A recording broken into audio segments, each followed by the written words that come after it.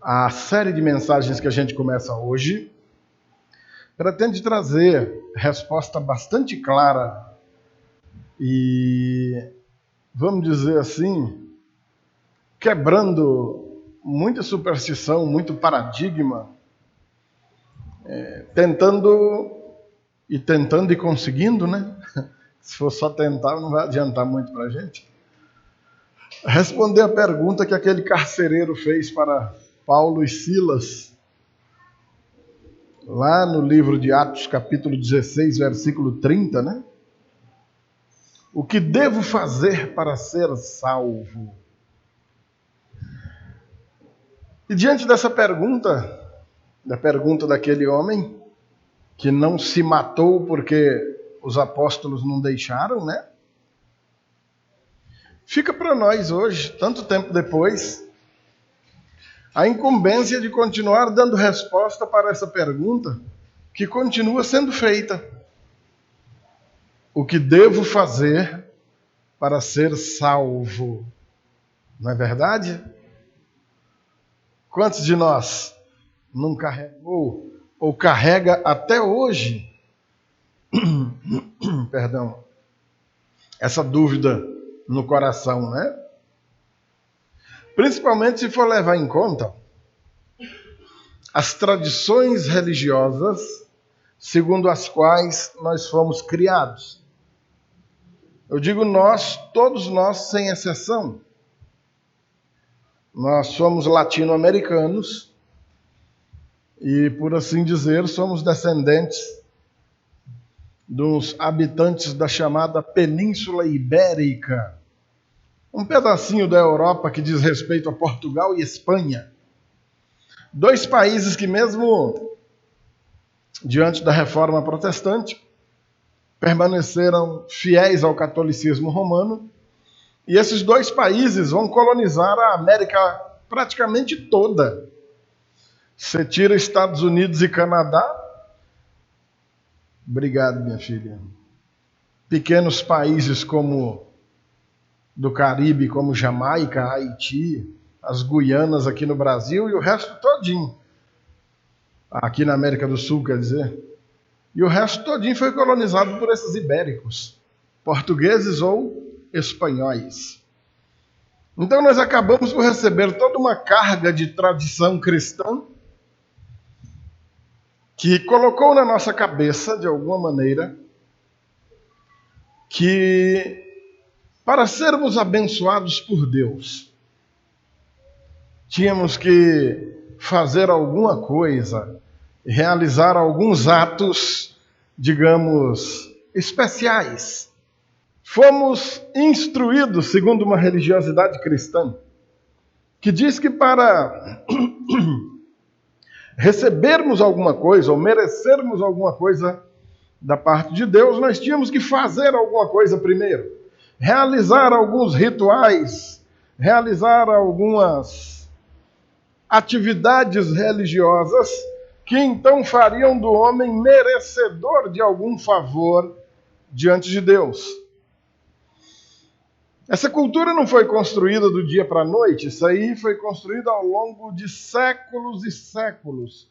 Para ser preciso, no mínimo de 13 a 15 séculos, ou seja, de 1.300 a 1.500 anos, construindo todo esse conjunto de teologia cristã que acabou por colocar isso no coração de povos como esse nosso aqui da América Latina. Todos os que falam a língua espanhola ou o português, no nosso caso aqui o Brasil, e todos vivemos essa cultura, essa tradição. Mesmo após a Reforma Protestante e a conversão de muitos desses homens e mulheres, evidentemente, às religiões ou às igrejas, os grupos oriundos dessa reforma, hoje a gente chama mais de evangélicos, não é verdade? Mesmo esses irmãos ainda trouxeram, parece que no DNA, assim, na veia, esses ideais e essas crenças que aquela antiga tradição colocou no nosso coração. de que para poder receber alguma coisa de Deus, então a gente tinha que primeiro fazer alguma coisa para esse Deus. E aí depois ele nos recompensaria. E é por causa disso que você vê, com uma facilidade tremenda, principalmente em datas especiais, numa cidade ou em outra, ou mesmo nessa daqui, cristãos fazendo, então, grandes festividades e atividades que aglomeram números enormes de pessoas, realizando aqueles atos ali de religiosidade, entendendo que dessa maneira estão fazendo alguma coisa para Deus. No meio disso tudo, a gente se lembra da pergunta desse carcereiro lá para Paulo e Silas, naquela prisão lá em Filipos, 2000 anos atrás. Nós vamos encerrar essa ministração com essa conversão desse carcereiro lá já no primeiro domingo de dezembro, para os irmãos terem uma ideia. Essa nossa série de mensagens, ela tem 6 mensagens. Hoje é a primeira. Vamos ocupar os 4 domingos do mês de novembro e ainda o primeiro domingo do mês de dezembro, onde nós encerraremos com essa mensagem da conversão daquele carcereiro. Os irmãos que acompanham o grupo, lá no grupo, João Paulo publicou, ele colocou lá todo o roteiro dessa série de mensagens, os textos que nós vamos usar ao longo desses 6 domingos, e é conveniente que você, então, abra sua Bíblia em casa, leia os referidos textos, todos eles estão no livro de Atos, e você vai dar uma encorpada muito boa no seu conhecimento bíblico para poder ter um entendimento bem adequado acerca do que nós pretendemos ministrar durante essa série. Amém, queridos? O objetivo disso, exaltação da soberania de Deus, o verdadeiro dono e autor de toda a ação salvífica da alma do pecador. A salvação provém do Senhor. E nós não pretendemos outra coisa aqui nesta igreja quando nós pregamos o Evangelho. Eu não sei dizer, meu amado irmão, você que é solteiro ou solteira, se porque você participa conosco nos cultos aqui, você vai arrumar casamento. Eu não sei dizer se todos os estudantes que há no meio de nós vão se formar, e muito menos em que área vão se formar. Eu não sei que profissão vocês terão.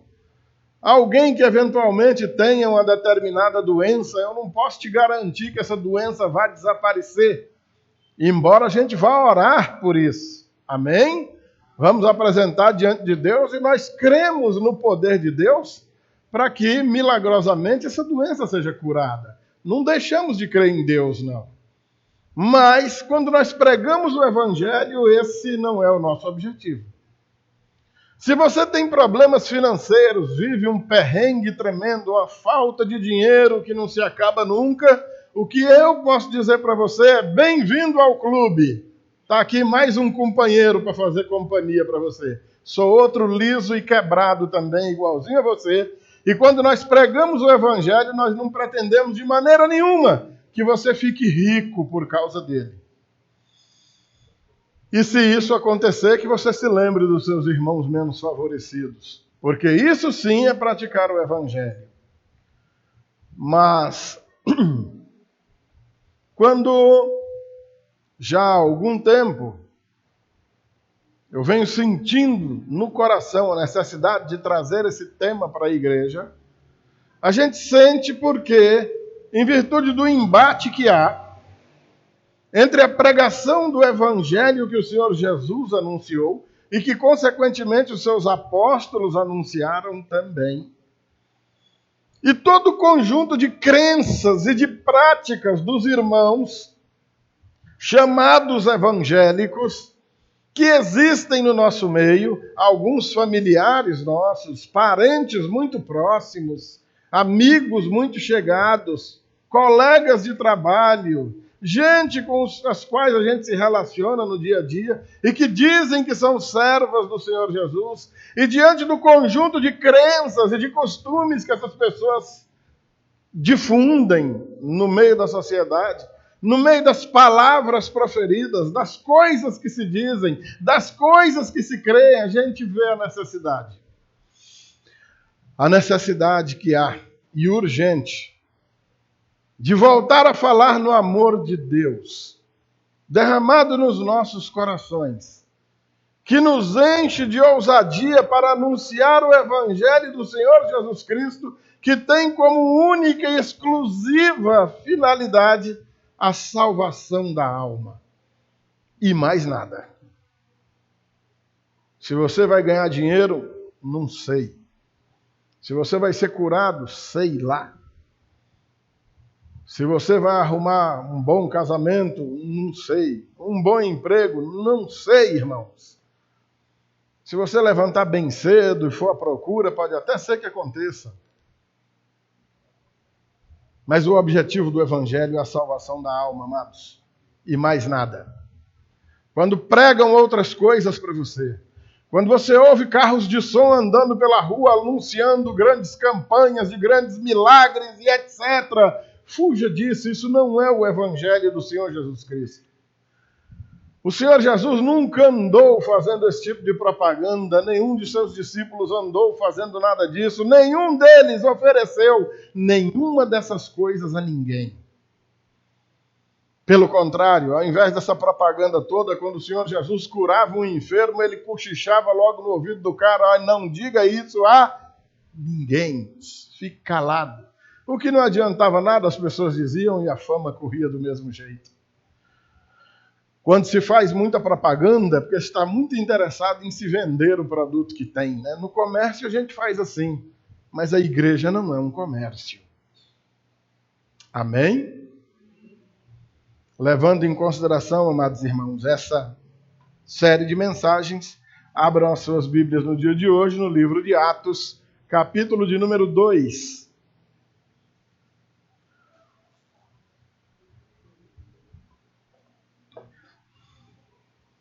O livro de Atos, capítulo de número 2, os versículos do 37 ao 41, embora praticamente todo o capítulo 2 nos interesse aqui no dia de hoje, mas nós não vamos ver ele todo, não. Vamos ver apenas algumas partes.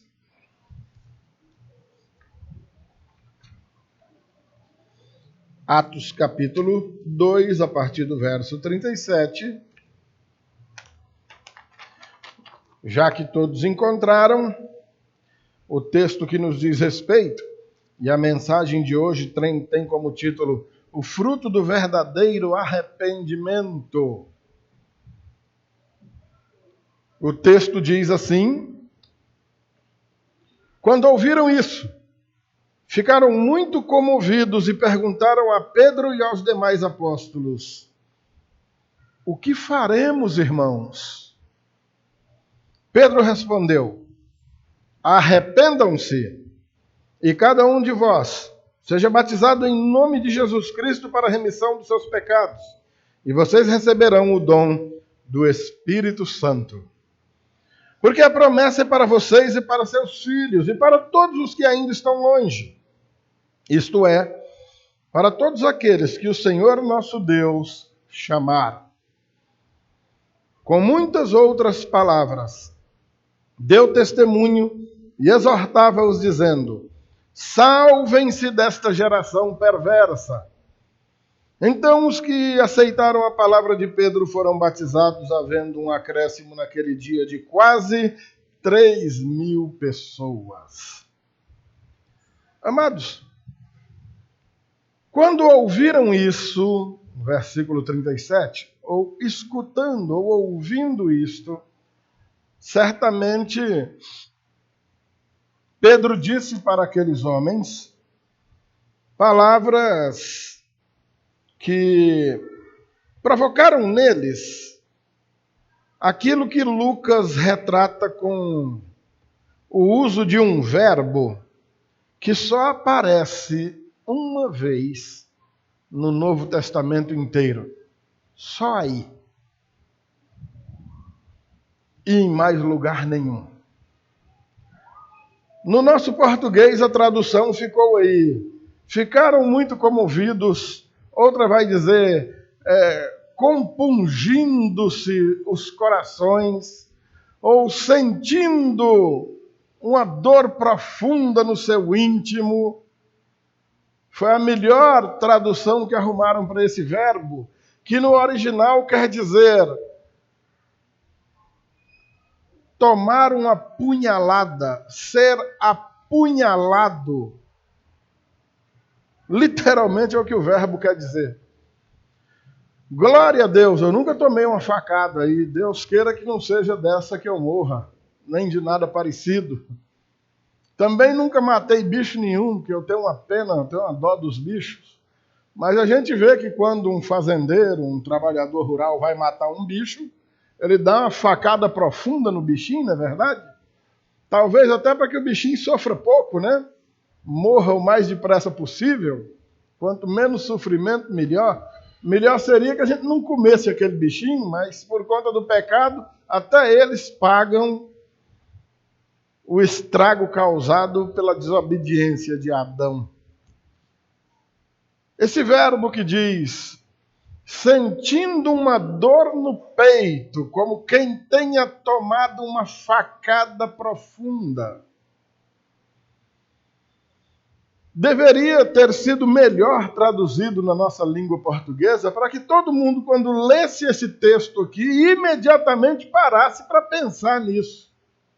Quando você traduz no português apenas por ficaram muito comovidos, ou na maioria das versões aí vai dizer compungiu-se-lhes os corações, né? Uma expressão do português de Portugal, que é mais difícil ainda da gente entender aqui nos dias de hoje, né? Compungiu-se-lhes o coração.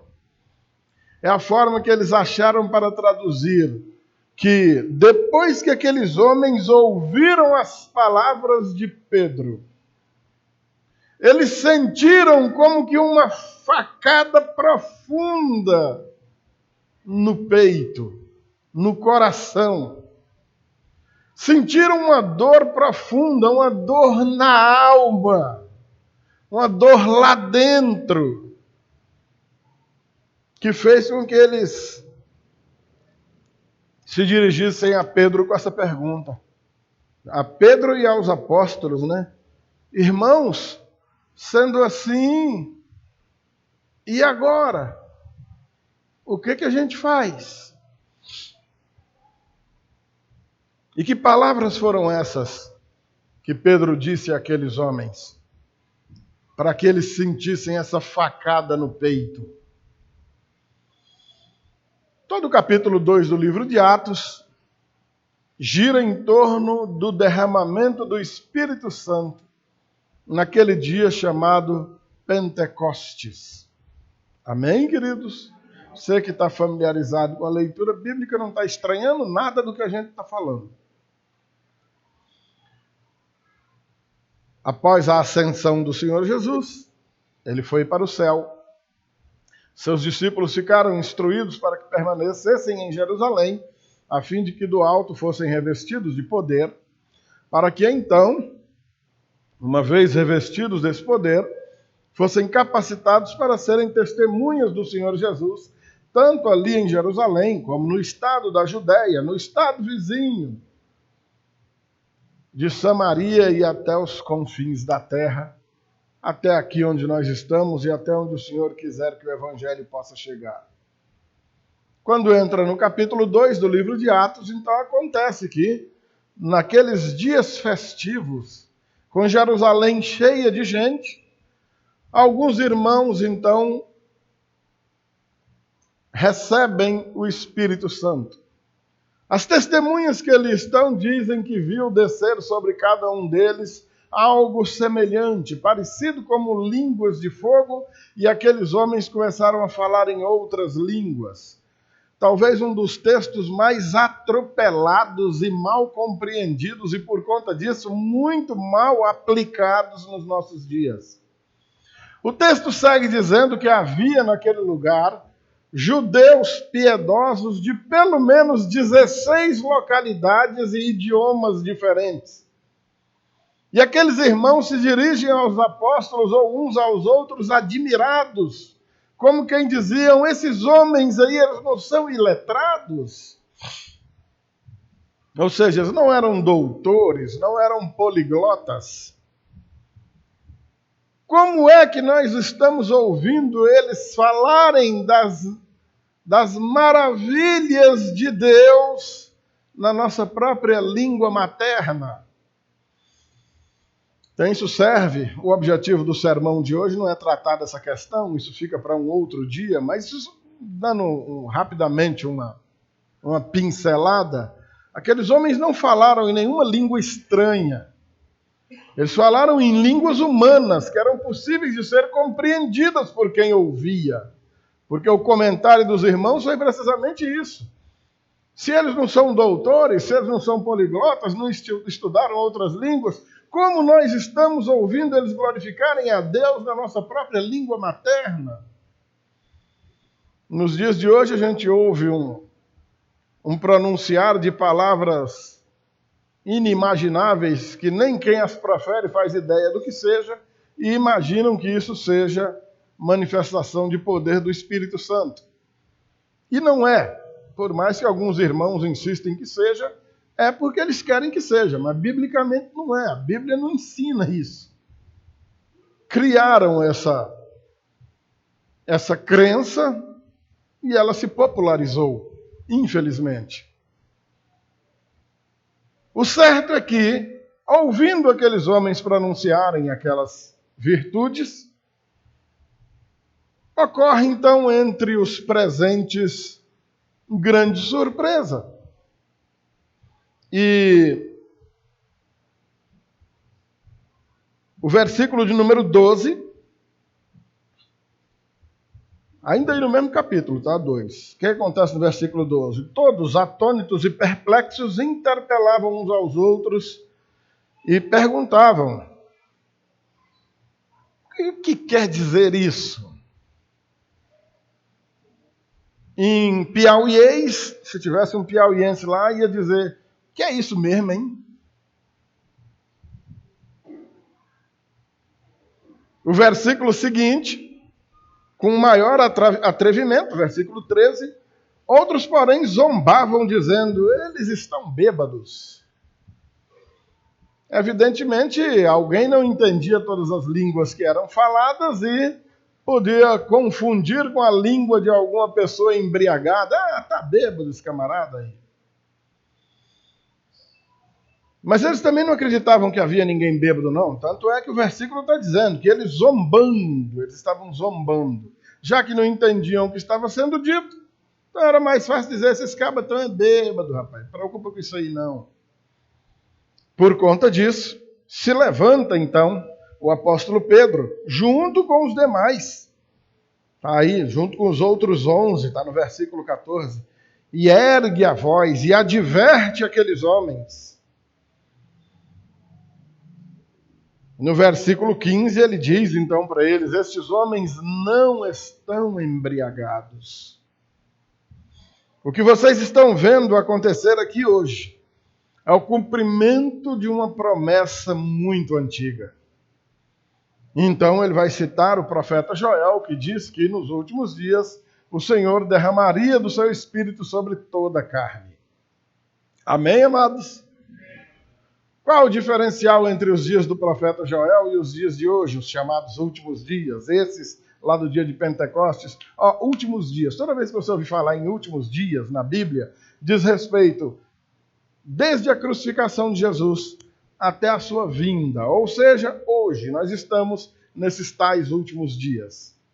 Nos dias acerca dos quais Joel profetizou. Naqueles dias, Deus colocava o Espírito Santo sobre o rei, e se o rei fosse obediente, o Espírito permaneceria ali. Colocava o Espírito Santo sobre um profeta, os bons profetas, profetas de verdade, porque os falsos também não tinham Espírito Santo nenhum, não. Tinha espírito de porco. Sobre o sacerdote, e só. Esses eram quem tinham o Espírito Santo. Deus usa o profeta Joel para dizer que nos últimos dias não seria mais daquele jeito. Agora o Espírito do Senhor não estaria só sobre o rei, o profeta e o sacerdote. Agora o Senhor derramaria do seu Espírito sobre toda carne. Todo homem, toda mulher, e ele faz questão de dizer isso, até os servos e as servas, até os escravos recebiam o Espírito Santo. E é isso que ele está dizendo, é isso que ele está deixando claro. E nos versículos no versículo de número 23, o Pedro começa a exaltar os feitos do Senhor Jesus. Observe aí. Depois que ele fala, no 22 ele vai falar de Jesus, homem bom, que Deus ungiu, que fez muitos sinais, prodígios e milagres, andou por todo canto, fazendo bem a todo mundo. E no versículo 23 vai dizer que, sendo este entregue pelo determinado desígnio e presciência de Deus, ó, o detalhe, deixa claro, o Filho de Deus esteve entre nós.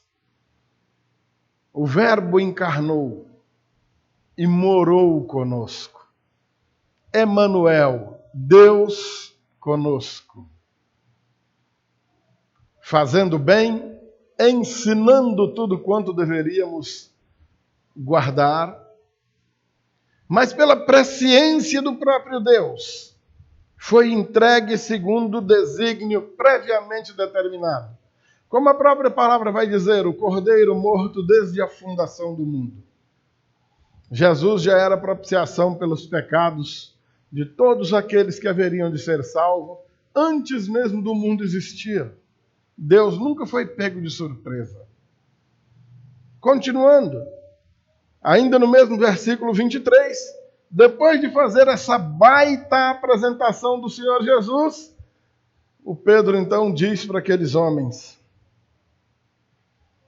vós o matastes, crucificando-o por mãos de iníquos, de homens maus, perversos.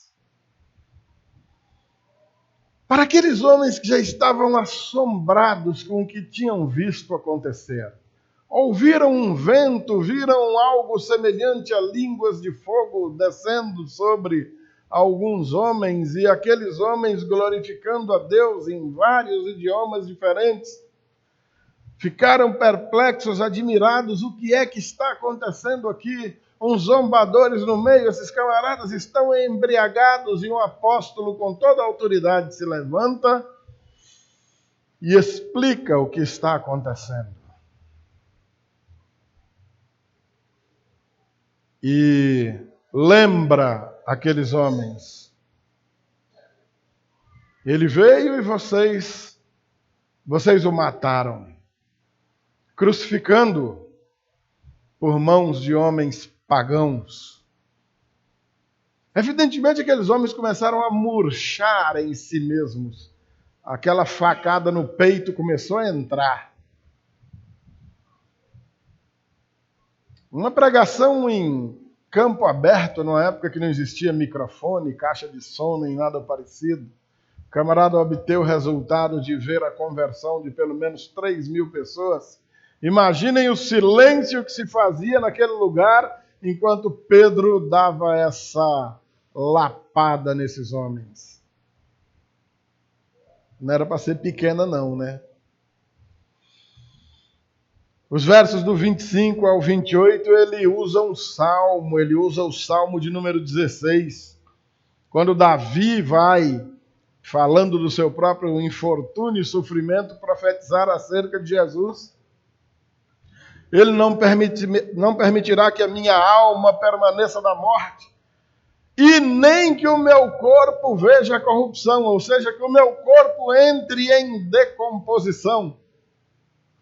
Decomposição é o apodrecimento do corpo de qualquer ser vivo que morra. Pode ser uma fruta, você pega uma manga, caiu ali, logo está podre se a gente não comer. Assim, um bicho que você mata, atropela um cachorro aí na rua, se ninguém pegar, no dia seguinte ninguém aguenta passar perto. A decomposição de qualquer organismo vivo Nem por isso aquele corpo de Jesus passou, o Senhor não permitiu. Ele foi sepultado na tarde da sexta-feira. Na madrugada do domingo ele já não estava lá. Mais uma das profecias se cumpre com riqueza de detalhes. E aqueles homens estão prestando atenção nisso. Mas eu ouvi dizer que esse Jesus ressuscitou mesmo ao terceiro dia. Olha, quem diria, né? Será que esse negócio é verdade mesmo? Deve ser, porque ele está citando a profecia de Joel. Agora, acerca de Jesus, ele está falando do Salmo de Davi. E eles tinham Davi também como profeta. Era rei, mas era profeta. Respeitavam como tal. Se Davi falou, está falado. O testemunho da palavra de Deus, amados irmãos. Esse é o verdadeiro testemunho que converte a alma de um pecador ao Deus santo e verdadeiro. Amém, queridos? Por mais que nossos testemunhos possam ter algum valor, por mais que as nossas palavras possam ter alguma utilidade real, verdadeiro poder para a salvação do pecador, é a palavra de Deus que tem. Amém, amados? Cremos e cremos veementemente que almas se convertem a Cristo por ouvirem a palavra de Deus. A fé vem pelo ouvir, ouvir palavra do Senhor. Amém? No verso 31, ele explica que Jesus venceu a morte e seu corpo não entra em decomposição. E o versículo 32, ele faz a asseveração de um testemunho, algo que para nós nos dias de hoje não tem muito valor não, viu? Mas para eles tinha muito. A este Jesus, Deus ressuscitou, do que todos nós somos testemunhas. O que Pedro está dizendo para aqueles homens, por que eu estou dizendo que naqueles dias essa palavra tinha muito valor e hoje em dia já não tem mais? É porque naquele tempo nós ainda alcançamos isso, diabo. Nós ainda alcançamos o tempo que um fio de bigode de um homem tinha muito valor. Hoje em dia é muito difícil. Aí depois inventaram a promissória, inventaram o cheque, e não adianta, não tem valor nenhum. O cara rasga a promissória, toca fogo no cheque, que dirá o fio de bigode. Mas naquele tempo, quando um homem falava, eu sou testemunha, eu vi, eu estou falando, ninguém ousava duvidar. Era a palavra de um homem. Quem está falando? Sou eu, o apóstolo Pedro. Eu mesmo que andei com Jesus por mais de 3 anos, junto com esses outros companheiros aqui que estão comigo. Nós somos testemunhas. Como eu disse, para nós hoje pode não ter muito valor não, mas naqueles dias, aqueles homens que estavam ouvindo esse discurso, falaram, rapaz, o negócio aqui é sério mesmo. Isso aqui não é brincadeira não. Esses homens estão dizendo que são testemunhas, eles estão dizendo que viram. Somos testemunhas da ressurreição. Ele ressuscitou. Depois de ressuscitado, ele andou mais conosco um bocado de dias. Comeu juntamente conosco depois de ressuscitado. Nós somos testemunhas. Ei, meus irmãos, isso é pesado. Verso 33, exaltando, pois, Deus, exaltando, pois, a destra de Deus, tendo recebido do Pai a promessa do Espírito Santo, derramou isto que vocês estão vendo e ouvindo aqui agora. Olha, vocês que estão aqui presenciando essa cena, era isso que ele estava dizendo. Isso que vocês estão vendo acontecer, que Joel profetizou séculos atrás, que Davi profetizou no seu salmo, o próprio Senhor Jesus, quando andava conosco, disse que ia fazer. Ele mesmo disse para nós, eu vou para junto do Pai, mas depois que eu for, eu enviarei outro Consolador, eu vos darei o Espírito Santo. Amém, amados? E Pedro está dizendo isso para aqueles homens, é isto que está acontecendo agora. Vocês são privilegiados, estão testemunhando o cumprimento de profecias tão antigas. E mesmo de poucos dias atrás, que o Senhor Jesus, estando conosco, garantiu que ia fazer isso aí que vocês estão vendo e ouvindo. Ficou apertado para aqueles homens. O Evangelho passava diante de seus olhos como um filme de primeiríssima qualidade, sem nenhum chuvisco, sem nenhuma interferência. Coisa maravilhosa, hein? E daí, quando chega no versículo de número 36, Pedro, então, vamos dizer assim, bate um martelo. Esteja absolutamente certa, casa de Israel, toda a casa de Israel, ou seja, todo judeu, independente de onde more. Não interessa de onde você tenha vindo, mas você está aqui celebrando essa festa porque você é um judeu. Esteja absolutamente certo que este Jesus que vocês crucificaram, Deus o fez Senhor e Cristo. Amém? Então, amados, notem que o discurso não foi pequeno, não. Como se diria aqui hoje, foi uma lapa de um discurso, né? E aí ele começa o versículo 37 exatamente com essa declaração, né? Nada mais apropriado. Ouvindo isto, ou quando eles ouviram isso, aí uma versão diz, compungiu-se-lhe o coração, sentiram forte emoção, ficaram muito comovidos. Tudo isso para traduzir um verbozinho grego que diz, sentiram como que uma facada no peito. Sentiram uma punhalada profunda. Não é igual quando você está cortando tomate e risca o dedo com a faca, não. Uma punhalada profunda. Machucou lá no fundo da alma. Só Deus providencia esse milagre, amados. Homens sentem uma emoçãozinha quando estão assistindo o filme da paixão e vê batendo os cravos lá nas mãos de Jesus. Aí termina o filme, sai e vai pecar como se não tenha visto nada. Não foi algo dessa natureza que eles sentiram. Não foi nada disso. Essa punhalada que eles estavam sentindo no coração era o toque do próprio Deus, amolecendo seus corações de pedra, arrancando-lhes o coração de pedra e dando a eles um coração de carne, para que eles pudessem receber a divina semente do Evangelho. Amém, amados? Ouvindo isso e sentindo essa facada no coração, então eles perguntam a Pedro e aos demais apóstolos, e agora, irmãos, o que é que a gente faz? Como quem diga, eu entendi. Algum que eventualmente estivesse lá dias atrás, em Jerusalém, e ao invés de gritar, solta Jesus, gritaram, solta Barrabás. Onde é que eu estava com a cabeça?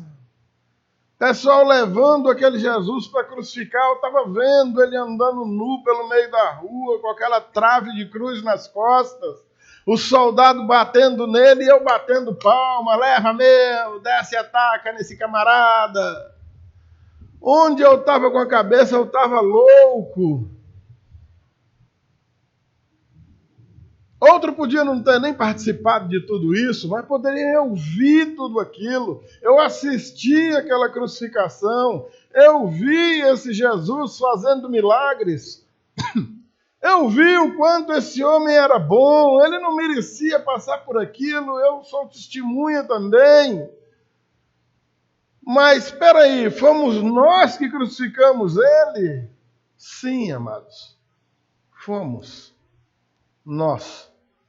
Todos nós. Aqueles que estavam presentes lá aquele dia. Os que não estavam presentes também. Nós aqui em União Piauí, vivendo aqui no ano de 2019, ouvindo essa mensagem, nós mesmos. Jesus foi para aquela cruz no nosso lugar. Ele foi para aquela cruz por nossa causa. Ele não foi para a cruz porque Pilatos determinou, nem porque Herodes queria, nem porque tinha que soltar Barrabás.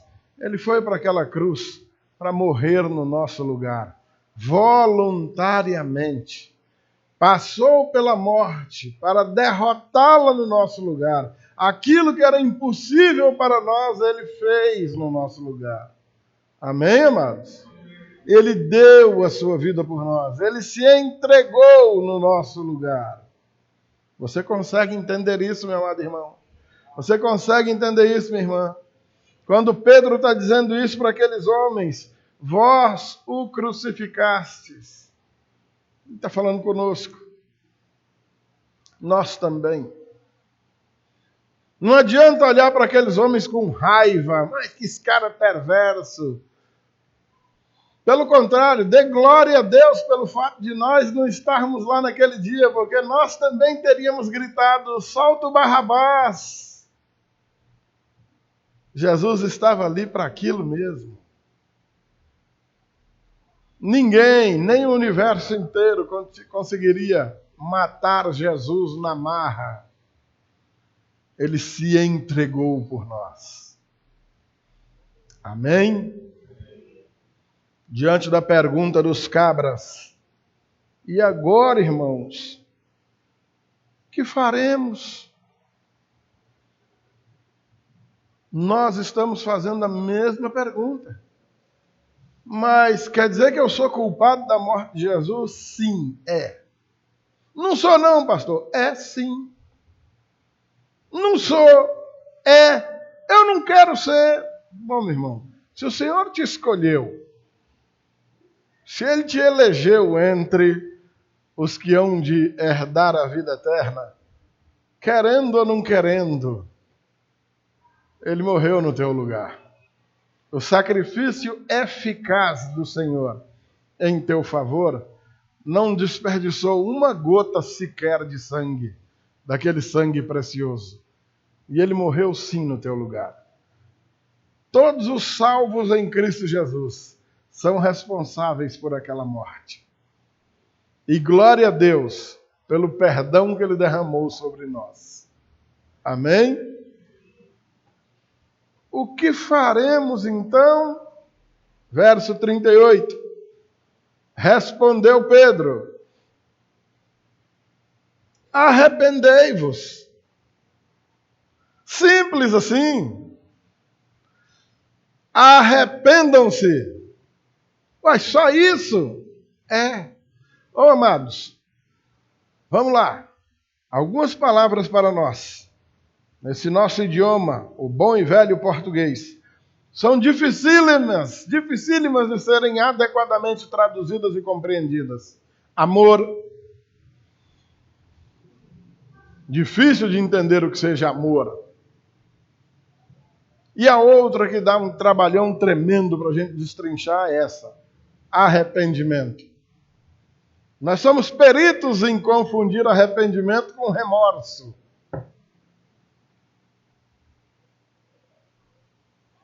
Remorso é aquilo que você sente quando você xinga alguém que você ama. Aí daí a pouco, meu Deus, por que eu fiz isso? Não podia ter feito isso não. Aí você fica naquela tristeza, mas amanhã tu xinga de novo. É o menino feio do cão. É o marmota, não é? Aí aquele sentimentozinho ruim de novo. Um remorso terrível. Meu Deus, onde é que eu estava com a cabeça? Olha o que eu falei com meu marido, olha o que eu falei com minha esposa, olha o que eu falei com meu filho, olha o que eu disse para minha mãe, meu Deus, estou louco. Mal dorme aquele dia, um remorso terrível. Daí 2, 3 dias, de novo, mesma coisa. Isso é remorso, isso não é arrependimento. Arrepender-se. Arrepender-se diz respeito à mudança radical de direção e de atitude. Você está andando para cá, se arrependeu, passa a andar no sentido absolutamente oposto. Isso é arrependimento. E nunca mais volta a andar na mesma direção. Arrependeu? Arrependeu. Agora é para cá. O caminho é esse aqui. Isso é arrependimento. Quem se arrepende de alguma coisa, abandona alguma coisa. Efetivamente. Aquele que roubava não rouba mais. Aquele que mentia não minta mais. Aquele que adulterava não adultera mais. Aquele promíscuo não vai mais ser promíscuo. E por aí vai.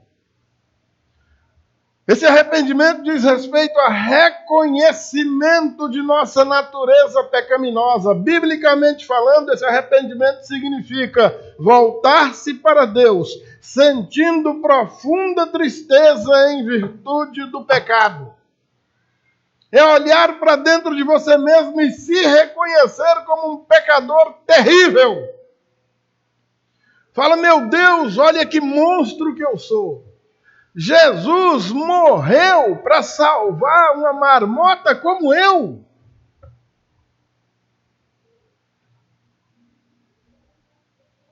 O que foi que ele viu em mim? O que há em mim que se aproveite? Você vai chegar à conclusão, nada. Eu sou ruim. Sou perverso, sou mau. E Jesus morreu por mim. Como eu não vou amar esse Jesus? Como eu não vou viver o resto dos meus dias em ações de graças a Ele? Como eu vou viver 1 minuto sequer desse resto de vida sem fazer a vontade dEle? Olha o que Ele fez por um traste como eu. Isso é arrependimento.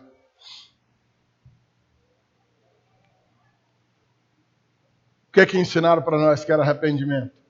Parar de fumar, parar de beber, parar de ir no brega.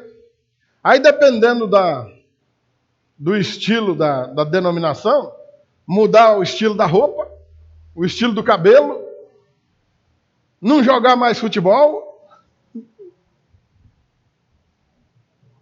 E chamam isso de arrependimento. Mas o coração apodrecido pelo pecado continua lá do mesmo jeito.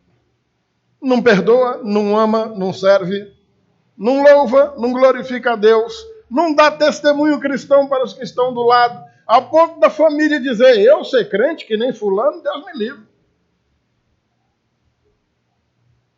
Eita, testemunho cristão, hein?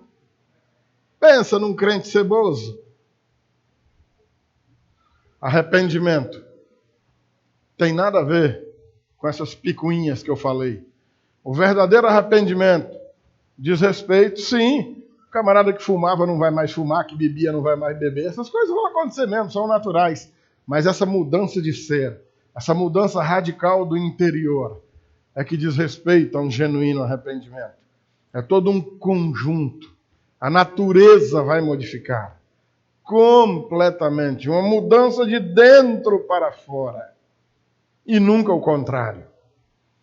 Você que fumava e largou de fumar, você está fazendo um favor maravilhoso, tanto para você, a saúde vai melhorar, quanto para quem vive do teu lado, porque ninguém merece ficar cheirando fumaça de cigarro dos outros. Se você bebia e não bebe mais, maravilha, querido. Para você está fazendo um favor tremendo. E está ajudando sua casa, que ninguém aguenta um bêbado chegando em casa enchendo a paciência todo dia também. Mas não pense que você está fazendo nenhum favor a Deus por causa disso. Nenhum. Deus não vai ficar maior e nem menor porque você parou de fumar, ou de beber, ou de usar droga, ou coisa parecida. O arrependimento genuíno é muito mais do que isso. Essas coisas são reflexos de um arrependimento verdadeiro, mas não são o arrependimento. A ordem de Pedro foi essa: arrependam-se. Era disso que ele estava falando. Reconheça-se como um pecador condenado ao fogo do inferno, que está entendendo que foi o sacrifício de Cristo e que vai levar o resto dos seus dias caminhando com Ele de agora para frente e vivendo com Ele e abandonando o mundo completamente, que você agora é um arrependido. Você andava para lá, agora você anda para cá. Arrependam-se e cada um de vocês seja batizado em nome de Jesus Cristo para a remissão de pecados. Amém, amados? Seja batizado em nome de Jesus. Um resumo de Mateus 28. Uns colegas na cidade que debatem com a gente, que a gente batiza errado quando diz que batiza o povo em nome do Pai, do Filho e do Espírito Santo. A Bíblia diz para batizar só em nome de Jesus. Mas os pobrezinhos lêem pouquinho demais, aí ficam com o juízozinho todo atrapalhado.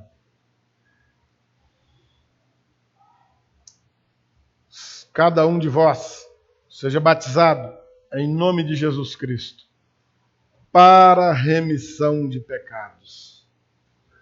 Os pecados outrora praticados são lavados pelas águas do batismo. E também, diferente do que alguns imaginam, né? E agora? Agora eu batizei. Então, agora depois de batizado, como é que é? Agora eu não posso pecar mais. Não é. É que ensinaram isso para o povo no passado também. Da agora para frente, se tu pecar, por isso tinha gente que deixava para se batizar quase morto.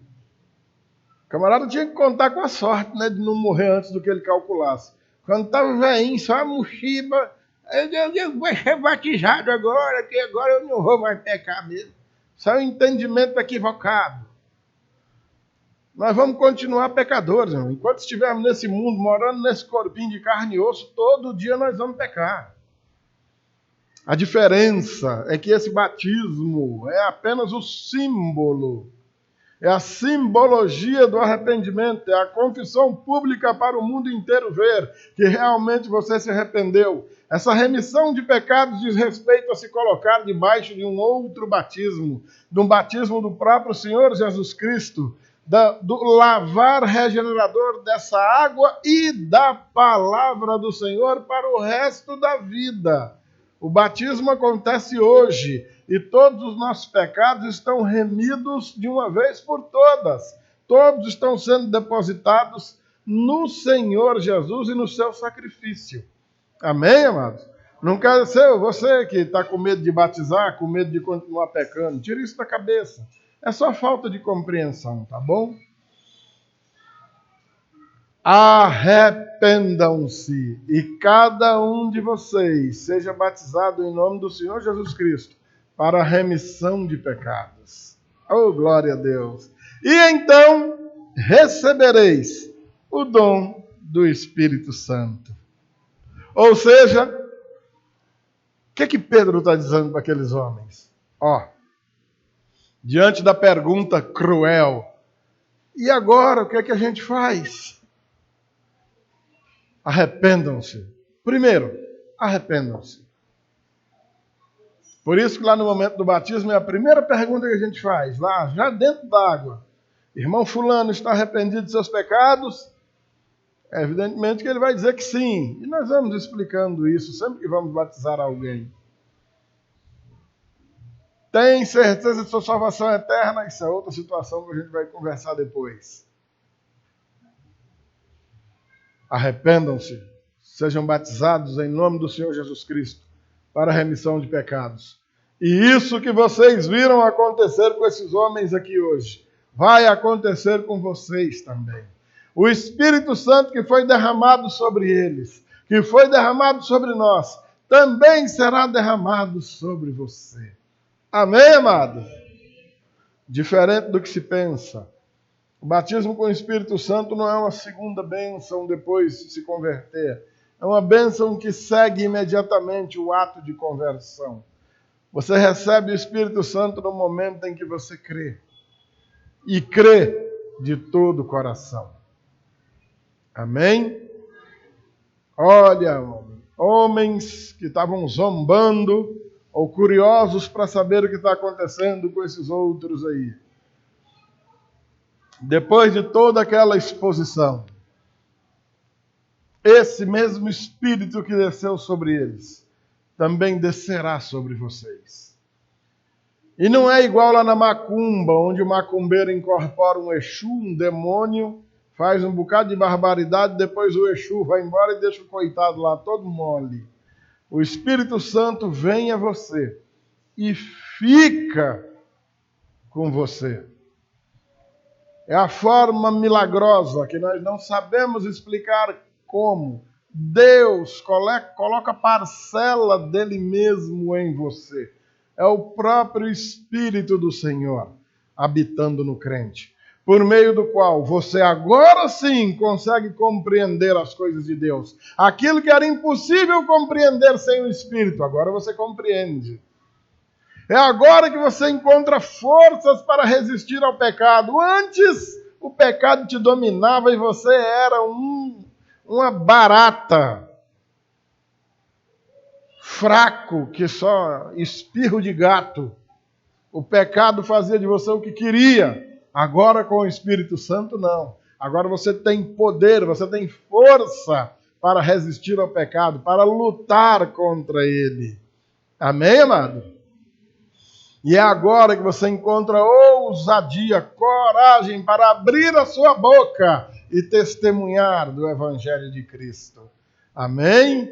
Aquilo que outrora era impossível, você tinha vergonha, você não tinha coragem, você não sabia como, agora você faz com uma naturalidade tremenda, porque o Espírito te capacita para isso.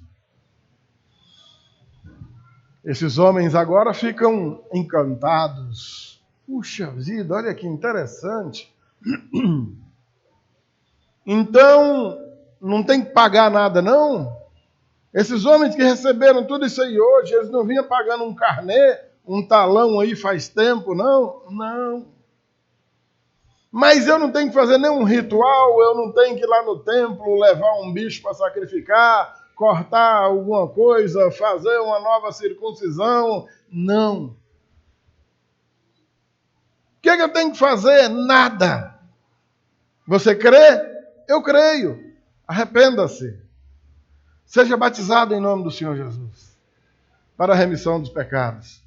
E você vai receber o dom do Espírito Santo. Amém, queridos? Não existe ritual. Não existe nenhum rito.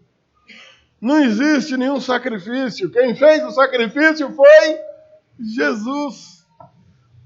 Que outro sacrifício nós poderíamos fazer que seria mais poderoso, mais significativo, mais relevante do que o sacrifício de Jesus? Evidentemente nenhum, né, amados? Versículo 39.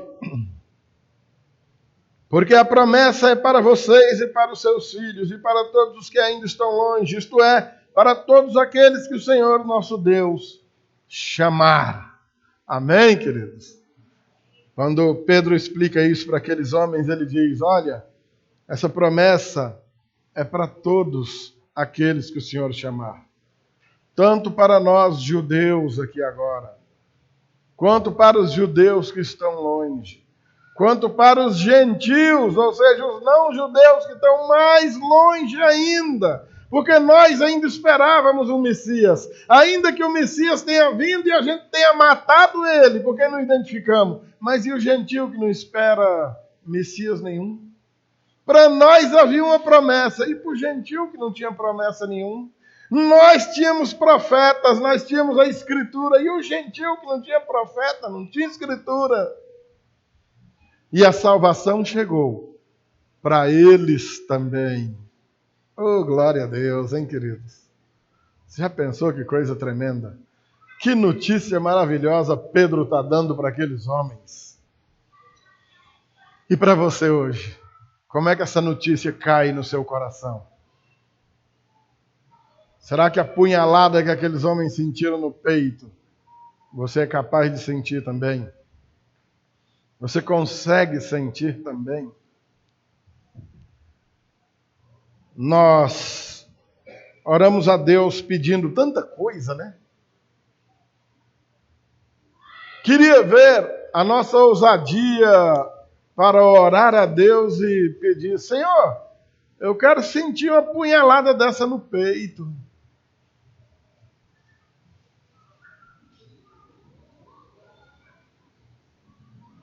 O constrangimento que aqueles homens sentiram naquele dia, Senhor. Glória a Deus, alguns de nós aqui já sentiram esse constrangimento. Já entenderam quem é Jesus, o que ele fez. Já entenderam o naipe de pecador que era. E isso doeu no coração e por conta disso o arrependimento chegou. Glória a Deus por isso. Mas para você, querido, para você, querida, que ainda ouve falar de Jesus como o Papai Noel, o Robin Hood, o Zorro, o Batman, tem tanto super-herói nesse mundo, Homem-Aranha, né? E no meio desse monte de heróis, Jesus também é mais um. Bonzinho, Jesus é bonzinho. Ah, mas Jesus é bom, Jesus é tão bonzinho, cheiroso, maravilhoso. Só isso. Jesus é apenas um herói. É apenas uma espécie de Papai Noel que vem trazer uns presentinhos para a gente de vez em quando. Infelizmente, você ainda não acordou para o Evangelho. Se você não entendeu quem era Jesus. Se você ainda não entendeu quem é você. Se você consegue olhar para dentro de você e ver em você um ser maravilhoso, bondoso e perfeito, merecedor de tudo quanto é bênção do mundo e do céu, você ainda não entendeu o que foi que o pecado provocou no ser humano. Você não tem ideia do tamanho do estrago que o pecado proporcionou a nós. E você ainda precisa de uma facada dessa para ver se acorda. E eu tenho um conselho bom para te dar. Escute com toda atenção em nome de Jesus. Ore a Deus. Clame a Deus. E peça a Ele. Senhor, eu quero e eu preciso te conhecer profundamente. Revela-te a mim como Deus que o Senhor é e mostra para mim quem eu realmente sou. Como disse o salmista, né? Vê se há em mim algum caminho mau. Limpa-me e ficarei limpo. Lava-me.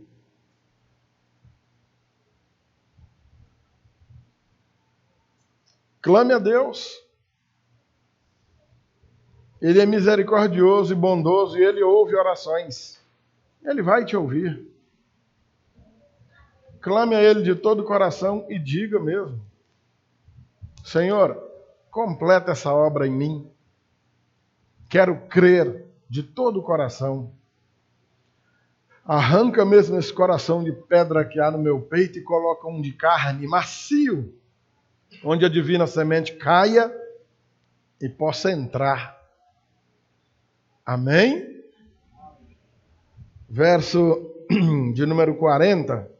Com muitas outras palavras, o Pedro ainda deu testemunho e exortava, dizendo àqueles irmãos: salvem-se dessa geração perversa.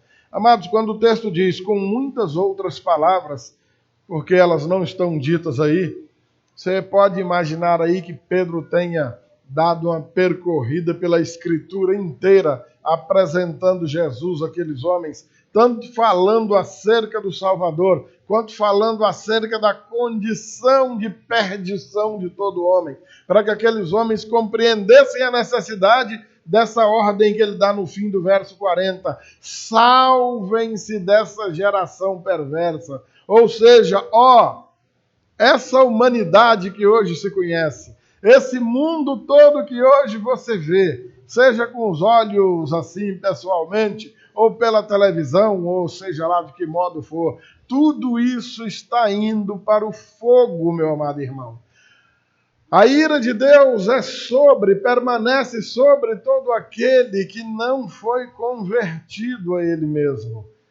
O mundo inteiro, o universo vem sendo entesourado para fogo, um fogo que arderá daqui a mais alguns dias e consumirá tudo isto. Antes disso acontecer, o Senhor retirará daqui os seus. Quando Pedro está dizendo, fujam, salvem-se dessa geração perversa. Não tenha intimidade com ela. Não pratique as coisas que eles pratiquem. Não amem as coisas que eles amam. Não amem este mundo, porque senão com ele você vai derreter aí também. E será definitivamente apartado do Senhor pela eternidade. Salvem-se dessa geração perversa. A igreja é a arca do Senhor que nos salva desse dilúvio de fogo que acontecerá daqui a uns dias. Salvem-se dessa geração. Caiam fora. Fujam dela em nome de Jesus. Lá vem fogo. Não brinquem com fogo. É algo muito perigoso. Nós não temos tempo. Não é algo a ser planejado para daqui a uns dias, para daqui a uns meses, para daqui a uns anos. Nós não temos tempo. Nós não sabemos se estamos vivos amanhã. Não sabemos quantos dias ou quantos minutos nós vamos viver. Quantos cultos na minha vida eu despedi de irmão, dei um abraço até amanhã, até o culto de quarta-feira, que era o caso na nossa antiga igreja. Cheguei em casa, passo uma hora, mataram a irmã fulana. Eu disse, está de brincadeira. Saiu da pizzaria, um assalto, deram um tiro na cabeça dela, mataram. E a gente fazendo plano para o culto de quarta-feira. Estamos aqui agora. Não sabemos se estaremos nem amanhã para a oração. Eu estou cansado aqui, meu corpo está doendo. Estou doido para chegar em casa e deitar na minha cama, mas eu nem sei se eu durmo nela hoje. Não brinquem com fogo. Não pensem que o tempo está sobrando. Não faça planos de ter um compromisso com Deus no futuro. Isso é para agora, imediatamente. E nem espere o pastor fazer um apelo mandando você vir aqui na frente com a mãozinha levantada, que nós não acreditamos nesse tipo de apelo. É entre você e Deus, imediatamente. Amém, queridos? O verso 41. Então os que aceitaram a palavra de Pedro foram batizados, havendo um acréscimo naquele dia de quase 3.000 pessoas. Oh, glória a Deus, hein? Será que se converteu uma ruma de gente? Quase 3.000 em um dia. Evidentemente, o momento era bastante oportuno, as condições eram absolutamente extraordinárias, e quem estava pregando eram os apóstolos. Ali estavam os 12. Pedro recebe destaque, era quem estava falando, mas estavam todos ali. Não dá para comparar a efetividade da pregação de um Pedro com a pregação de um Walter, né? Nem que fosse esse Pedro aqui pregando. Que dirá o outro? Daí, amados, a pergunta que aqueles homens fizeram para Pedro chama a nossa atenção. O que faremos, irmãos? E agora, o que é que a gente faz?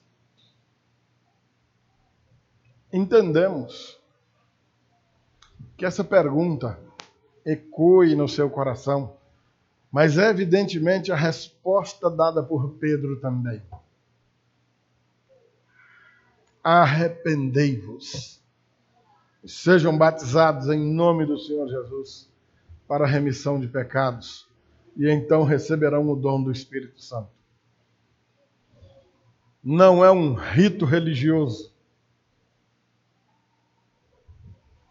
não é um ritual qualquer, muito menos algo que se faça para se tornar merecedor de algum favor de Deus, porque Ele não nos deve absolutamente nada. Então exercitem essa consciência, esse coração, e sirvam a Deus com integridade em nome de Jesus.